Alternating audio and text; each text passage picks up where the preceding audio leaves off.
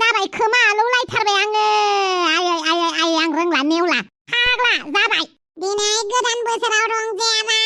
गोदान बोसोरखौ बरायनाय समावनो मोजां जाखाया लोंखायाबा गाबोनबा मा दङ 8 एमाव राजाया आं बिराद मोजाङैनो दङलै नेवला आंखौ गेजेराव लाबोना नोंल' एमाव राजा आरो खोनासंनोबा आया मा जाखोबे सियावनो दावखोलायबाय एमाव राजाया खोथा गैया बाथ्रा गैया मानो खोनासं आगारा आंखौ बखियो